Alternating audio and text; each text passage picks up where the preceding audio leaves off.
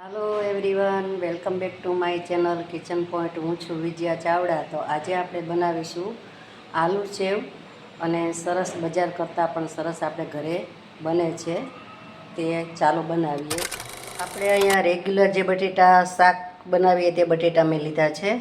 तो अहींया मैं 500 ग्राम बटेटा लीधा छे।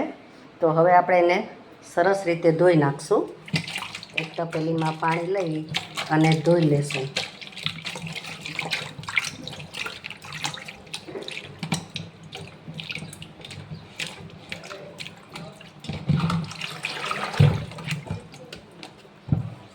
तो हवे सारा ચોખ્ખા पाणी आपणे धोई लेशुं। अहींया मैं कूकर लीधुं छे, नानकड़ुं कूकर लीधुं छे। आपणे 500 ग्राम बटेटा लीधा छे ते आपणे बाफी लईशुं। हवे आपणे लेशुं 1 ग्लास पाणी अने आपणे आने मीठुं नाखी अने बाफी लेशुं। सौ प्रथम आपणे गैस ऑन करीशुं।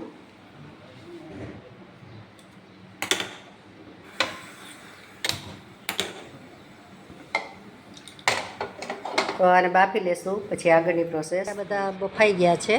हवे आपणे एने मेच करी लेशुं। तो अहींया मैं एक तपेली लीधी छे। तपेली उपर आपणे जे घઉં चारवानो जारो होय ते राखीशुं। सहेली ने सरळ रीते आपणे सरस रीते बटेटा आपणा मेच थई जशे। तो हवे आपणे आने धीरे धीरे प्रेस करीशुं। जो बटेटा धगता होय तो आपणे आवी रीते चमचेथी प्रेस करीशुं એટલે સરસ આપણો બટેટું મેચ થઈ જશે અને હાથેથી પણ થઈ જશે।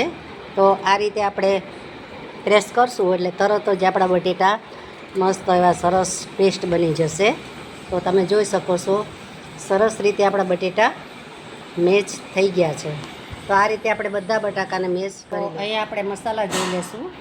તો આ મેં અડધી ચમચી મેં સંચર પાવડર લીધો છે, 1 ચમચી મીઠું છે, અડધી ચમચી ગરમ મસાલો છે, પછી અડધી ચમચી હિંગ લીધી છે અને ચાટ મસાલો 1 ચમચી છે, 1 ચમચી છે આપણે આમચૂર પાવડર અને આ છે આપણે લાલ મરચું પાવડર।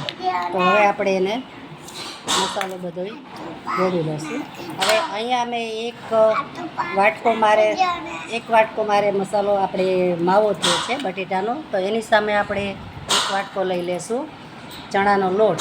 તો 2 વાટકા મારે સરખા છે તો સરખા ભાગે જ આપણે બંને લેવાનું છે।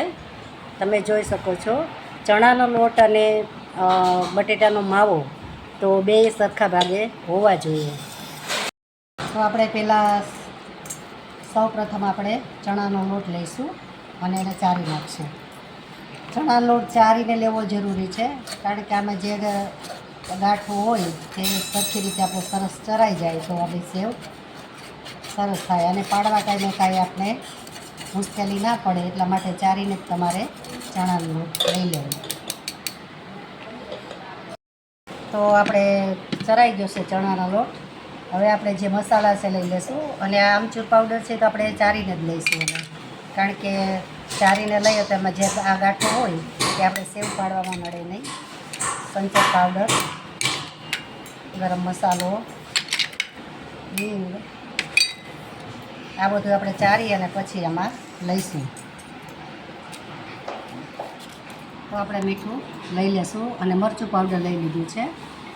હવે જે આપણે બટેટાનો માવો છે તે પણ આપણે લઈ લેશું। તો આ બધો માવો આપણે લઈ લેશું। હવે એને મિક્સ કરી લેશું અને આનો લોટ આપણે બાંધી લેશું। જો આમાં જરૂર પડે તો તમે પાણી સહેજ નાખી શકો અને જો થોડું ઢીલું રહે તો તમે લોટ પણ આમાં નાખી શકો। તો આ રીતે બધો મિક્સ કરી અને આપણે લોટ બાંધી લઈશું। આપણો લોટ બંધાઈ ગયો છે, સરસ રીતે રેડી થઈ ગયો। જો આ રીતે આપણે લોટ બાંધવાનો છે, બહુ ઢીલો નહીં બહુ કઠણે નહીં। તો આપણે 1 વાટકો લોટ અને 1 વાટકો આપણે બટેટાનો માવો લીધો છે અને બધા રૂટિંગ મસાલા છે। તો આ મેં મશીન લીધું છે। હવે આમાં મેં તેલ ગ્રીસ કરી લીધું છે। તો હવે આપણે એને ફિટ કરી દઈશું અને તેલવાળો હાથ કરી અને થોડું થોડું આવી રીતે બહારતું જવાનું અને લેતું જવાનું। તો આ રીતે આપણે બધું ભરી અને આપણું તેલ આવી ગયું છે। તો તો આપણે હવે સેવ પાડીશું.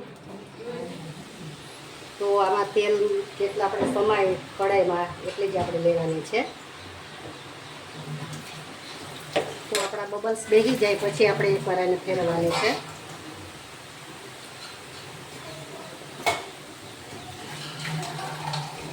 તો તમે જોઈ શકો છો બબલ્સ આપણા બેસી ગયા છે અને સરસ મજાની એવી સેવ આપણી બબલ્સ બધા બેસી જાય એટલે સમજી લેવું કે આપણી સેવ ચડી ગઈ છે.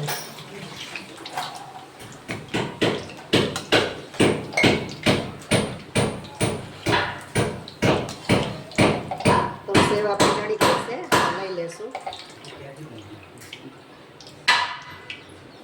આપણે ડીશમાં લઈ લઈશું. તો આ રીતે આપણે બધી સેવ પાડી દઈશું. તો આપણે આ રીતે બધી સેવ પાડી લઈશું.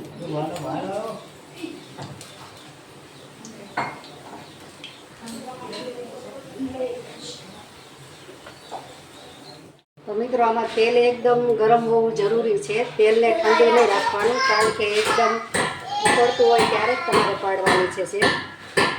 તો તમારી સેવ ચડી જાય છે, એનું ખાસ ધ્યાન રાખવાનું છે.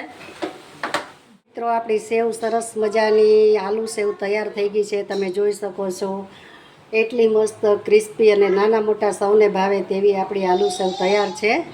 તો તમે જોઈ શકો છો આપણે હાથમાં લઈએ તોય તરત ભૂકો થઈ જાય છે. જો અવાજ આવે છે ને, કેવી સરસ સેવ આપણી બનીને રેડી થાય છે. તો ચોક્કસ તમે બનાવજો. તો મળીશું આપણે નવા વિડીયોમાં નવી રેસીપી સાથે. ત્યાં સુધી આવજો. Thank you for watching.